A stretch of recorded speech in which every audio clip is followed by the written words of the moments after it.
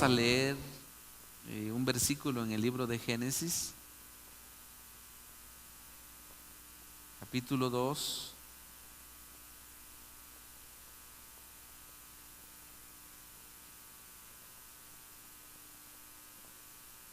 Dice en el libro de Génesis capítulo 2 versículo 7, dice: entonces Jehová Dios formó al hombre del polvo de la tierra y sopló en su nariz aliento de vida, y fue el hombre, ¿cómo dice ahí? Tremendo. Siéntense, hermanos, por favor.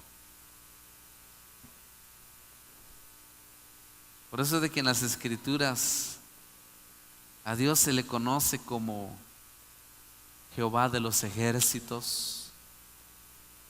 A Él se le conoce como el creador. A Él se le conoce como el dador de la vida. A Él se le conoce como el autor de la salvación. Bueno, Dios tiene tantos nombres que describirlo, realmente sería describirlo con palabras, no se puede. Porque la grandeza de Dios y la manifestación de Dios, el poder de Dios, no se puede, hermanos, comparar con nada ni con nadie. El hombre en su afán, en su ciencia, en su tecnología, en los descubrimientos que ha habido sobre el mundo, el hombre ha logrado hacer algo. El hombre ha logrado inventar algo. Pero de todas maneras, tiene un tiempo de vida, ¿no? No dese ustedes cuenta los vehículos que ahora que salieron tal vez hace unos 100 años, ahora son verdaderos vehículos clásicos, ¿no? Porque se va renovando y se arruinan, se renueva y se arruina. Se inventan y se acaban, se inventa y se acaba, se termina. Por eso que a Dios se le conoce como el creador de la vida. Y me llama la atención aquí, dice que después de que Dios hizo un huerto, dice que Dios separó las aguas de lo sólido, y viene Dios. Por eso es de que cuando escribe David quién es Dios, dice, Él mandó y existió, dice. Él habló y se hizo. Por eso es de que en las Escrituras dice que viene Dios y dijo, sea hecha la luz. Y dice que fue hecha la luz. Sepárese de las aguas de lo sólido, y se hizo. Y a lo sólido le llamó tierra, y a las aguas le llamó mares. Y viene Dios y dice, sean hechas aquellas grandes lumbreras, y fue hecho. Solo con la palabra de Dios, el poder y la vida que se transmite, hermanos. Viene y dijo Dios, sea plantado todos árboles para que pueda dar frutos. Ya se imaginan ustedes, hermanos, aquel paraíso se empezó a reverdecer de una manera impresionante. Aquello, lo mejor, recién creado por las manos de Dios, por la palabra de Dios, por la voz de Dios. Han pasado millones y millones de años. ¿Cómo realmente estamos viendo nosotros la destrucción de la naturaleza? El hombre mismo se ha encargado de destruir. Pero no quisiera llegar hasta ahí. Cuando Dios hizo aquel huerto, dice que Dios habló. Dios dijo que hubieran árboles frutales, que hubiera hierba sobre la tierra, esa alfombra verde que Dios puso sobre la tierra, tan maravilloso. Y no solo eso, viene Dios y dijo que haya vida dentro del agua.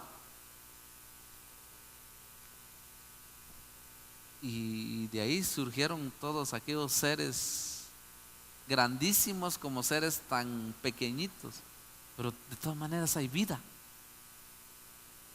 Al final, Dios necesitaba a alguien para poder administrar todo lo que Dios había hecho. Necesitaba a alguien. Viene Dios y formó al hombre. Dice que formó al hombre del polvo de la tierra. Ese polvo que hay que estarlo limpiando, ¿eh? Bueno, tal vez no es tanto, pues, poquito, pues, pero ustedes han entrado en lugares donde de verdad sí hay polvo. El polvo con agua se vuelve barro, se vuelve una como melcocha, ¿va? Donde hay polvo, donde uno casi se le hunde a uno los pies.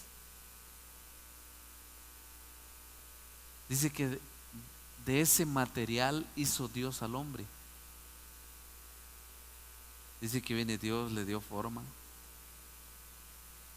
Llegó el momento en que ya estaba ya el plan divino. Viene, dice que hace Dios algo. Dice que sopla. Es precisamente esto, ¿verdad? Ese es un soplo. Como con oyendo hace un ratito que cómo tocaba hermano Leonardo ahí el saxofón ahí arriba. Pues definitivamente es un aparato, es un instrumento que lo toca pues a base de, se le llama instrumento de viento. Va de tocar, pero con el soplo, ¿eh? Uno dice que qué agradable se oye eso, ¿eh? Si con el soplo se puede emitir sonidos y todo eso, pues Dios con el soplo transmitió vida al polvo. ¿Qué les parece, hermano? Dice que eso fue todo lo que hizo Dios. Y lo que transmitió era la vida que había en él mismo.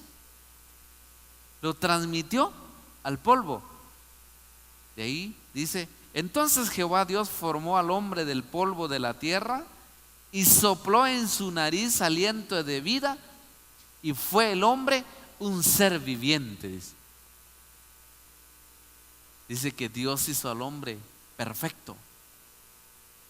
Dice que era un niño, porque cuando Adán fue formado, Dios hizo a un hombre, no a un niño.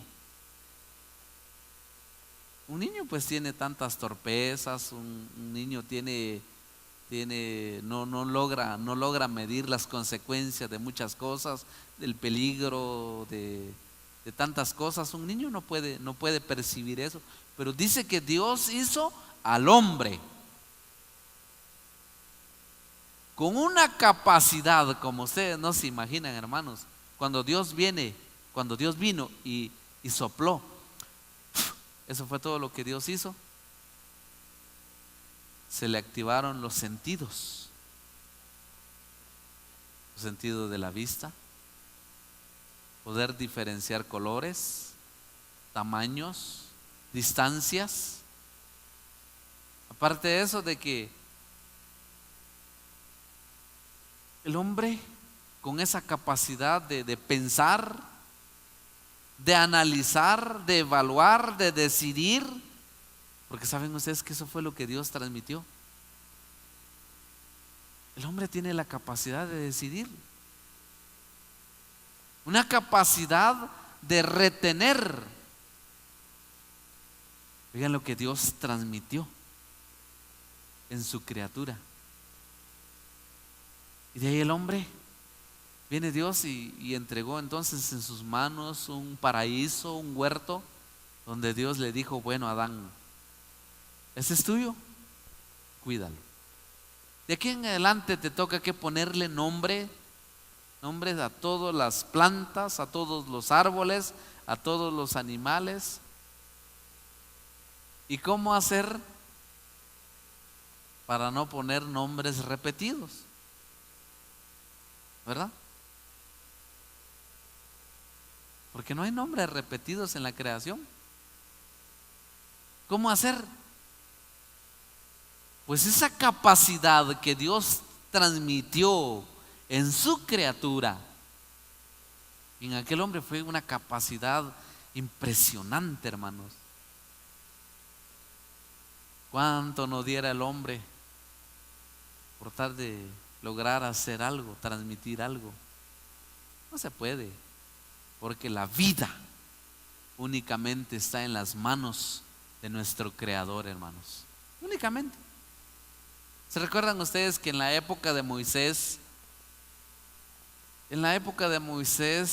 cuando Dios quiso manifestarse, cuando Dios quiso dar a conocer su poder, su gloria, su magnificencia, su capacidad, cuando Dios quiso dar a conocer, hubieron dos hechiceros que quisieron resistir a Moisés. Solo que Moisés iba enviado de parte de Dios.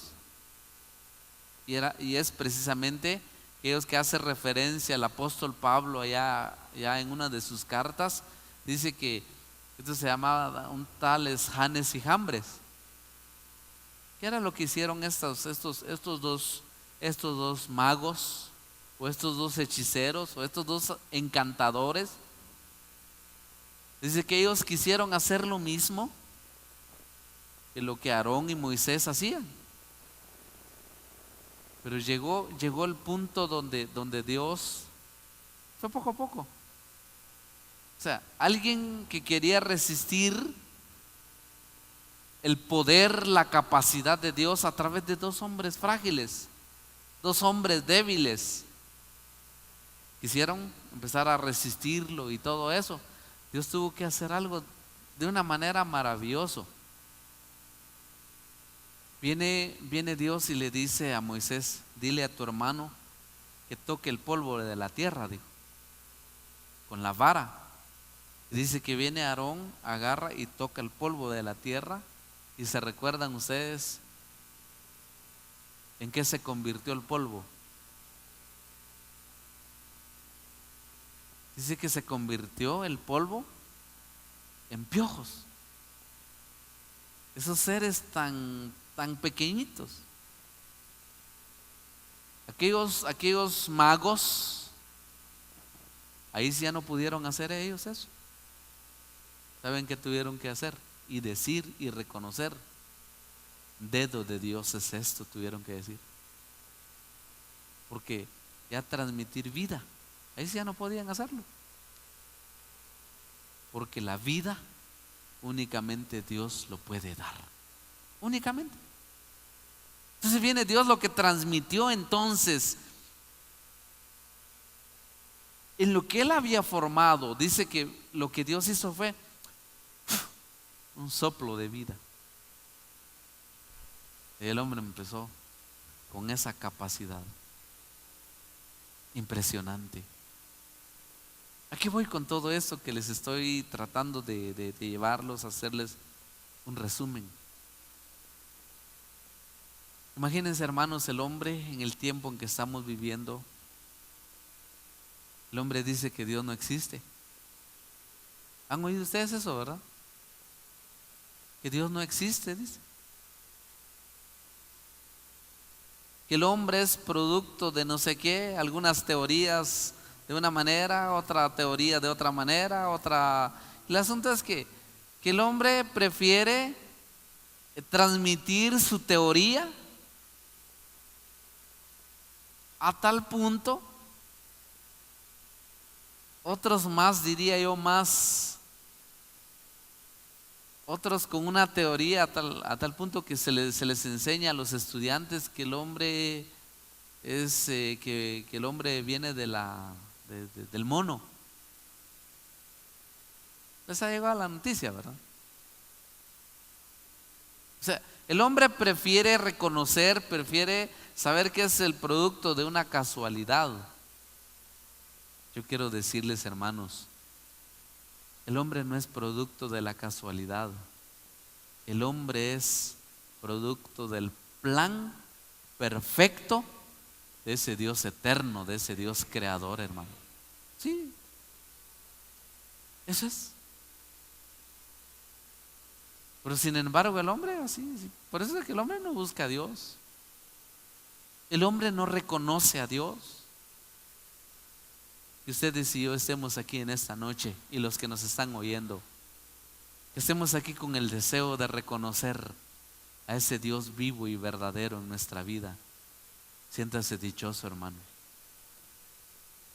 Cuando usted dobla rodillas delante de Dios, siéntase dichoso porque usted reconoce al Creador. El hombre no lo hace. El necio, dice, el hombre que no reconoce a Dios se le reconoce, se le describe en la Biblia como necio. Necio es un tonto, ¿eh? Eso es resumiendo la expresión. Dice, el necio dice en su corazón no hay Dios, dice. ¿Sí? O sea, en otras palabras Dios está diciendo, tontito. Pero ustedes y yo, hermanos, reconocemos que detrás de todas las cosas está el plan perfecto de un Dios vivo y verdadero, hermanos. En todo lo que nos sucede, en todo lo que nos acontece, Satanás le interesa entonces meter en la mente del hombre que Dios no existe. Por eso es de que cuando existen tantos problemas en la vida, el hombre no tiene a quién acudir, ¿verdad? No tiene a quién acudir. Cuando viene, porque definitivamente Dios ha permitido las adversidades, Dios ha permitido los problemas, Dios ha permitido de las dificultades, así como cantábamos, las pruebas en la vida de una persona. No tiene a quién acudir, no tiene en quién apoyarse, y tiene que apoyarse en alguien que tiene dinero, tiene que apoyarse en alguien que ha estudiado un poquito más, tiene que apoyarse en alguien, y se le cumple lo que un día Dios dijo ahí en su palabra. Hay de aquellos, dice, que se apoyan en un báculo y resultará, dice, que aquel báculo se les quiebra en las manos y se les ensarta en las manos, dice. O sea, como quien dice, si se apoya uno en un tronco, en un palo, se le quiebra y se le ensarta en la mano, dice. Así dice la palabra del Señor. Porque no tiene en quién apoyarse, no tiene seguridad. Por eso es de que existe en este tiempo una gran inseguridad. Pero para el pueblo de Dios, hermanos, cuando uno reconoce a Dios en su vida, usted tiene a quien acudir, tiene a quien clamar, tiene a quien buscar, y seguro no lo va a dejar tirado, seguro. Y quiero en esta noche poner un ejemplo muy bonito, y es precisamente, se refleja, se revela la grandeza, el poder y la maravilla de Dios en todo esto. Busquemos ahí en el libro de Éxodo.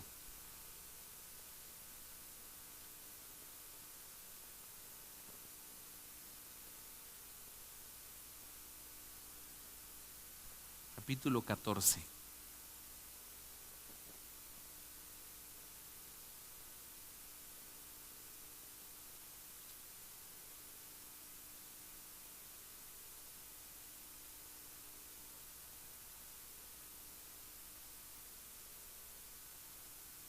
Tal vez para dar una pequeña explicación antes de leer. Dios levanta a un hombre llamado Faraón. Dice que Dios lo levanta únicamente para mostrar en él su poder y su grandeza. Es interesante aquel hombre con todo y su ciencia más moderna en aquella época, que él tenía todo. Resulta de que Dios lo levantó, dice que Dios ablandaba su corazón y lo endurecía. Lo ablandaba y lo endurecía, únicamente para manifestar el poder y la grandeza de Dios. Eso era todo lo que Dios quería. Dice que por fin este hombre, este rey, por fin dijo: bueno, váyanse pues de mi tierra, dejen a Egipto, váyanse. Y sale el pueblo de Dios, sale de Egipto y va camino para el desierto. Y cuando todos salieron, resulta de que viene este hombre y se vuelve a endurecer y dijo: ¿y cómo los dejamos ir? Dijo. Y reúne a todo su ejército, su gente de a caballo, y dijo: vamos otra vez. Dice que se llevó 600,000 hombres, caballos, y un ejército. Dice que se fueron otra vez detrás del pueblo de Israel, y resulta que los alcanzaron. Cuando los lograron ver dónde estaban, se prepararon para combatirlos. Y de ahí para adelante es donde me interesa leer cómo Dios intervino de una manera a través de un soplo. En la Biblia, en algunas oportunidades viene Dios, habla y existe, es hecho. En algunas otras oportunidades Dios utiliza sus manos, dice. En otras oportunidades, cuando se habla de la grandeza de Dios, dice que el mundo es el estrado de Dios. El mundo entero. Dice que es el estrado, como quien dice, fácilmente puede venir Dios y poner su pie sobre el mundo. Oh. En otras oportunidades dice que todos los habitantes del mundo, pesándolos a todos en balanza, pesan menos. ¿Qué dice? Solo ahí usted puede darse cuenta del poder y de la grandeza de Dios. ¿Cuánto podría pesar usted? 120 libras. Pensemos un promedio de unas 100 libras. En Guatemala hay 16 millones de habitantes. Solo póngase a pensar cuánto sería 100 libras por 16 millones de habitantes. En la China hay más de 150 millones de habitantes. Y así podríamos ir. Y dice que juntando a todos, pesándolos a todos en una balanza, dice que para Dios pesan menos que. Solo ahí puede usted hacer la equivalencia. ¿Qué tamaño es el Dios a quien usted sirve, hermano? Solo ahí. Y Satanás, todo su trabajo, ¿sabe cuál es el trabajo de Satanás? Meter en la mentecita que usted tiene que Dios no existe. Ese es el trabajo de Satanás. ¿Le ha pasado que cuando en alguna prueba, en alguna adversidad, siente que Dios no está con usted? ¿Le ha pasado, verdad? De plano, tal vez Dios no existe, o como dijo alguien en una oportunidad, dijo: ya le pedí a Dios, ya le clamé a Dios, Dios no me responde, dijo. Mejor le voy a clamarle al diablo, dijo. Y el diablo así le respondió, Así le respondió, Así pasa.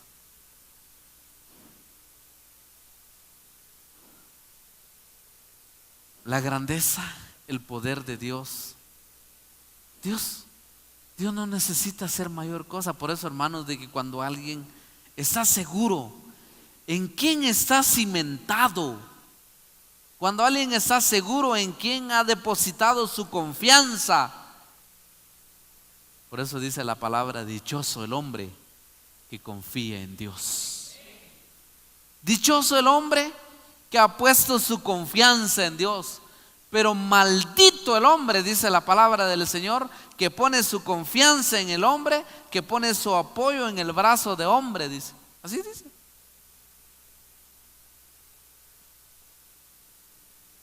Pero con la misma idea, realmente, cuando alguien realmente está confiado quién es su Dios, lo llega, trata de conocerlo, de llegar a fondo quién es Dios. Hermanos, por eso David escribe en uno de sus salmos, dice: y su grandeza es inescrutable, dice. O sea, no se puede escudriñarlo. No se puede, no puede uno llegar al tope, uno decir: Dios es de este tamaño. Es imposible, no se puede. Entonces, en este caso, entonces, viene Moisés y se enfrenta ante una realidad. Y dice aquí, Éxodo capítulo 14, versículo 15. Y extendió Moisés su mano sobre el mar, dice, e hizo Jehová que el mar se retirase por un recio viento oriental toda aquella noche. Y volvió el mar en seco, y las aguas quedaron divididas. Entonces los hijos de Israel entraron por en medio del mar en seco, teniendo las aguas como muro a su derecha y a su izquierda. Siguiéndolo, los egipcios entraron tras ellos hasta la mitad del mar. Toda la caballería de Faraón, sus carros y su gente de a caballo. Aconteció a la vigilia de la mañana, se considera más o menos de las 2 de la mañana para adelante. O sea que esta intervención divina fue de noche. Aconteció a la vigilia de la mañana que Jehová miró el campamento de los egipcios desde la cumbre, desde la columna de fuego, dice, y nube, y trastornó el campamento de los egipcios. Y dice, y quitó las ruedas de sus carros y los trastornó gravemente. Entonces los egipcios dijeron: huyamos delante de Israel, porque Jehová pelea por ellos contra los egipcios. Les voy a explicar qué pasó aquí. Resulta de que ellos se enfrentaron ante una realidad, de verdad, una dificultad. Venían ser liberados por Moisés de una esclavitud. Ya no querían estar ahí. Dice que empezaron a caminar por el desierto. Y cuando los egipcios los alcanzaron, ahí estaban ellos. Y se atemorizaron. Viene Dios y le dice a Moisés: bueno, Moisés, toca las aguas. Pero antes de que Moisés tocara las aguas, dice que viene Dios, intervino de una manera tremenda. Y fue esto. Dice que delante del pueblo de Dios iba una nube. Y viene Dios, hizo algo. Aquella nube lo quitó. Dice que lo pasó atrás del campamento, tal punto que se quedó dividiendo el campamento de los egipcios y el campamento del pueblo de Dios. Quedó una nube y a la vez se convirtió en una oscuridad para ellos. Y a la vez ese muro empezó a tirar fuego. Ahí lo pueden ustedes leer antes de donde yo comencé a leer. Dice que empezó a tirar fuego para que iluminara el camino del pueblo de Dios. Y así estuvo durante un tiempo, y los dos campamentos no se juntaban, no se podía. pero eran unas densas tinieblas. Pero lo que me llama la atención es esto. Viene Moisés, ya por la orden de Dios, viene y le dice: bueno, Moisés, toca las aguas pues. Y dice que Moisés con aquella vara, realmente no era la vara, ese era el poder de Dios. Toca las aguas, y tocó. Y dice que las aguas se dividieron por un viento que empezó a venir del oriente. ¿Saben cómo me imagino yo eso, hermanos? Lo único que necesitaba Dios era... Eso fue todo lo que hizo Dios. Sopló Dios con un viento y dice que las aguas se dividieron y se quedó a la izquierda y a la derecha un muro. Ya se imaginan ustedes como ese paredón, ¿no? Como este paredón que está a este lado.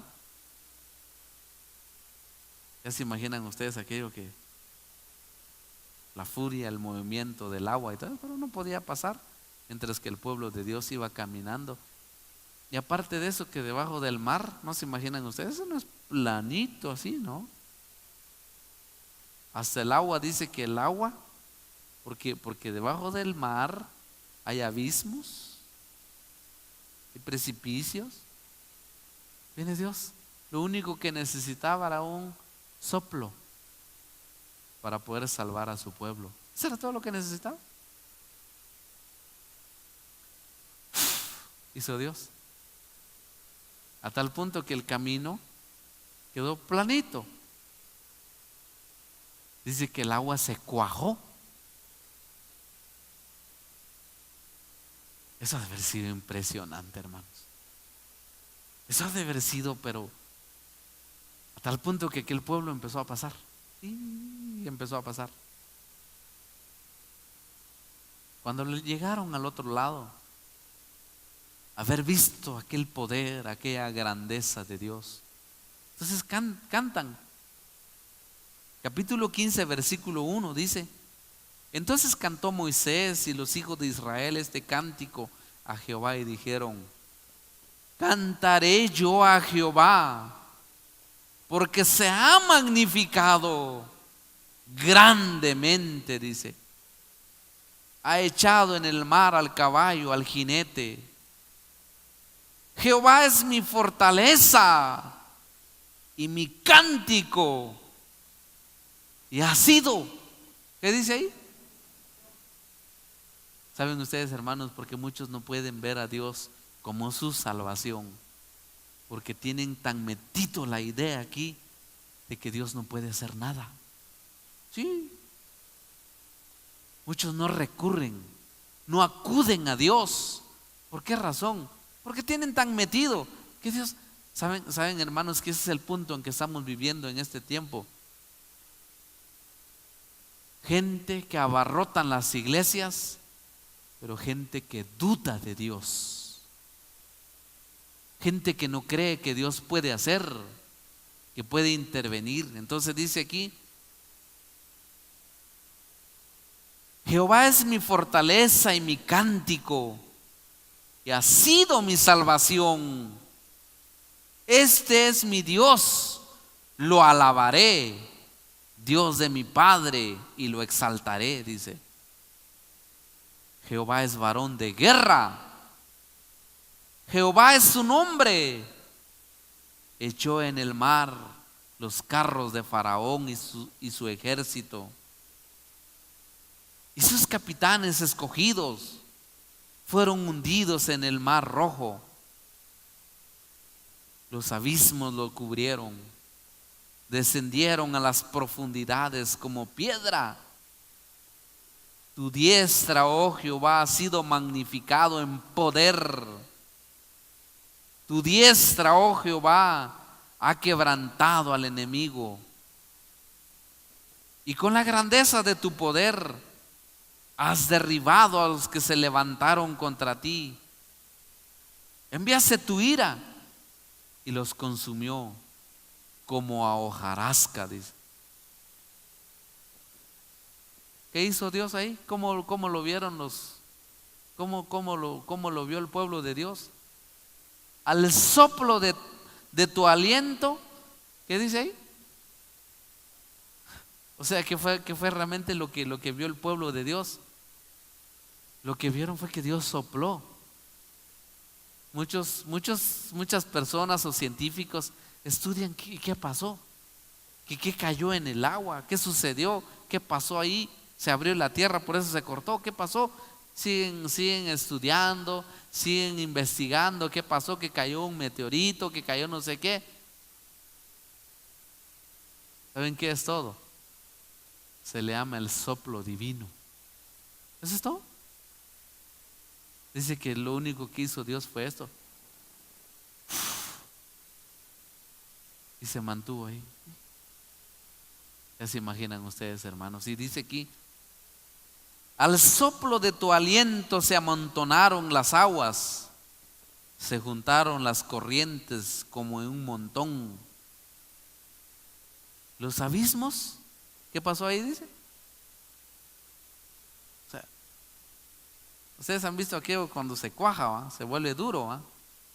Eso fue lo que Dios hizo con el agua, con el soplo divino. No pensemos que Dios mantuvo en lo que pasara al pueblo de Dios. La buena pregunta, hermanos, es: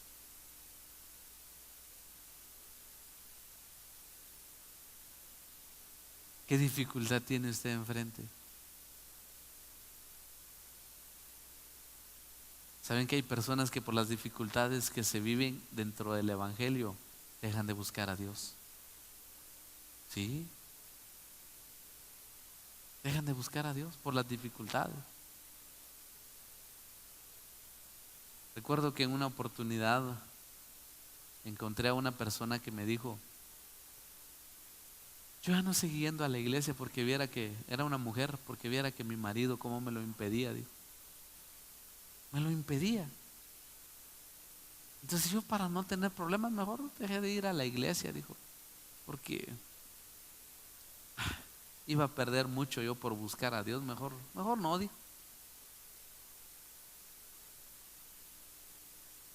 Tan solo hubiera creído en el poder, en la grandeza de Dios. Lo único que necesitaba era que Dios soplara delante de su camino.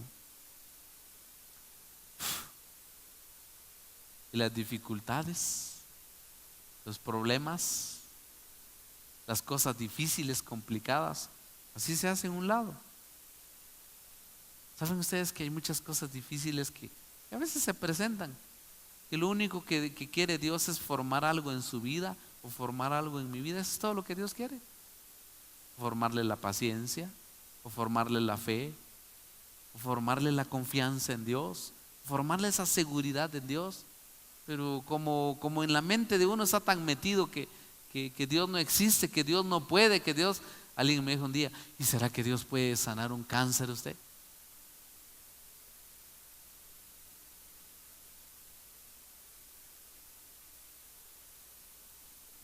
Les lanzo la pregunta. Pero para el que no cree en Dios, pues no lo puede hacer, ¿va? Así es, no lo puede hacer. Lo único que se necesita, hermanos, es un soplo divino. Hermano, yo tengo a alguien pero terrible que me hace la vida imposible. Va, aprenda la humildad, pues, porque ya viene Dios y va a soplar y le va a hacer un ladito a eso. El problema es que uno no logra creer en eso porque uno es incrédulo, hermano. La incredulidad ha embargado el corazón.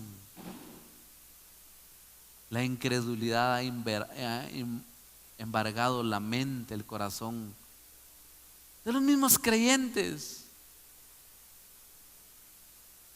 Tan solo creyéramos. Lo único que necesita Dios es un soplo. Eso es todo. Está libre el camino, pues ahí está. Usted me puede decir: hermano, yo no salgo de estos problemas, viera que no salgo y no salgo. Hombre, solo espere que Dios forme lo que tiene que formar y se van a ir. ¿Sabe que eso fue lo que dijo Dios un día? Vas a acabar a todas las naciones, pero vas a dejar 5 naciones. Ahí los vas a dejar. Únicamente te van a hacer para que te prueben, dice Dios. Así dijo. Únicamente ahí van a estar, te van a estar hostigando, te van a estar probando, te van a sacar el calor para que aprendas a ser humilde, para que aprendas a ser dócil, para que aprendas a buscarme, para que aprendas a acudirme. Ese es el problema, hermanos. Porque mucha gente se frustra, porque mucha gente se decepciona. Sencillo. Leamos otro pasaje. San Juan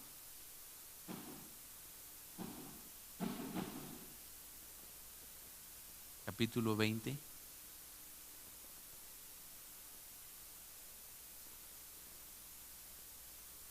Resulta que los discípulos, después de que el Señor lo crucificaron, después de que el Señor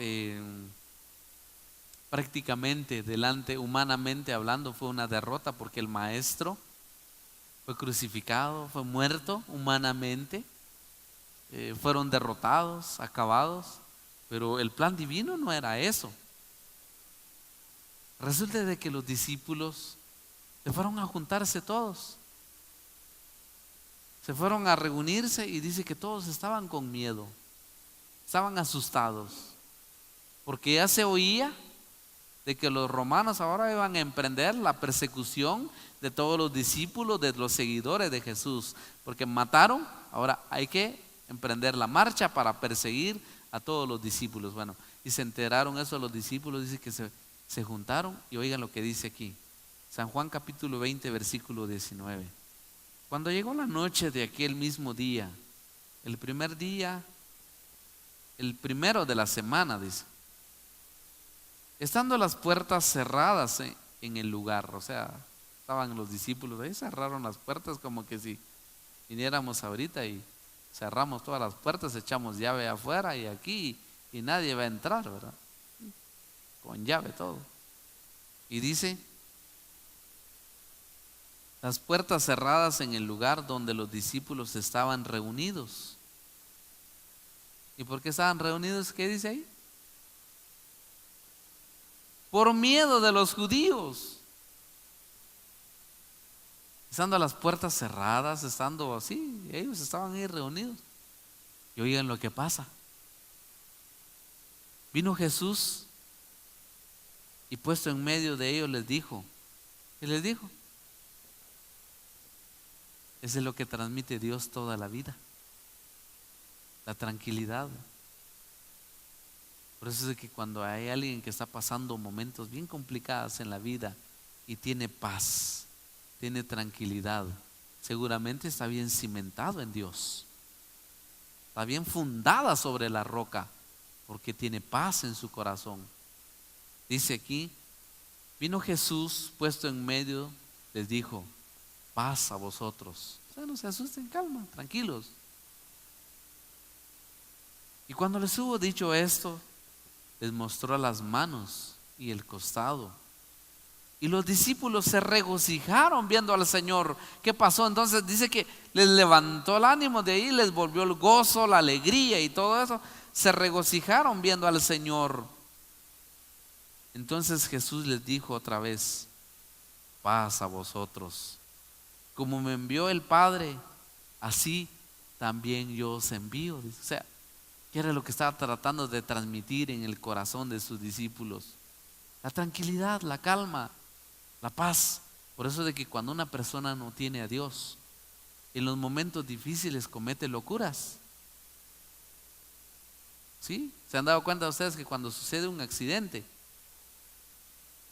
cuando sucede un accidente, el otro día que llegamos allá al occidente, delante de nosotros iba un transporte, un bus? Si nos están oyendo los mexicanos, nos les diría un camión. Y si nos están oyendo los hermanos del Salvador, diríamos un microbús. O los mexicanos una combi, porque así le llaman a ellos, iba delante de nosotros. Y cuando vimos, dio la vuelta. Pero mire la angustia que vivía la gente dentro de eso. En la angustia hay una extraña, hay extraños movimientos. Por eso que en los accidentes, fíjense que a los niños regularmente a los niños es poco lo que les pasa a los niños. Eso es comprobadísimo, eso que les estoy diciendo. En los accidentes los niños, ellos regularmente no sufren mayor cosa, porque no presentan resistencia. Pero uno de grande, cuando se entera que hay una cuestión, se agarra uno y mira uno en qué se apoya uno, y en esa tensión que uno lleva, se fractura, se suceden los accidentes. Pero un niño no, porque no tiene el conocimiento de lo que está pasando. El niño se deja ir y se pone moldeable. Y salen los niños, casi hay muchos niños que salen en los accidentes ilesos, porque no presentan ninguna resistencia. Entonces, así pasa cuando hay adversidades, cuando hay momentos difíciles, cuando alguien realmente está en Dios, está cimentado en Dios, tiene una calma, tiene tranquilidad, enfrenta las cosas con calma, enfrenta las cosas con serenidad. Vamos a ver qué hacemos, vamos a tomar la mejor decisión. Pero cuando no, se cometen un montón de locuras. Por eso es de que el Señor dijo paz. Ustedes están metidos en un problema, tranquilos, le digo, paz a ustedes, calma, vamos a ver qué hacemos. Y dice aquí, cuando les hubo dicho esto, les mostró las manos y el costado. Y los discípulos se regocijaron viendo al Señor. Entonces Jesús les dijo otra vez, paz a vosotros, como me envió el Padre, así también yo os envío. Y habiendo dicho esto, sopló y les dijo, ¿qué les dijo? Dice que viene el Señor estando delante de ellos. Eso fue todo lo que hizo. Reciban el Espíritu Santo, le dijo. Y de ahí aquellos hombres que estaban llenos de temores se levantaron. Fueron aquellos grandes que fueron útiles en las manos de Dios, aquellos hombres que estaban amilanados. Fueron aquellos hombres que en las manos de Dios llegaron a ser los portadores del Evangelio de Jesucristo, los que se encargaron de llevar aquí. Por eso el Señor Jesús les dijo, me seréis testigos en Judea, en Samaria y hasta lo último de la tierra, le dijo. Pero ¿qué fue lo que el Señor les trató de transmitir? Vida. Les transmitió el Espíritu Santo. De ahí para adelante fueron capaces de entregar su vida por causa del Evangelio, por causa de servir a Cristo. La buena pregunta es,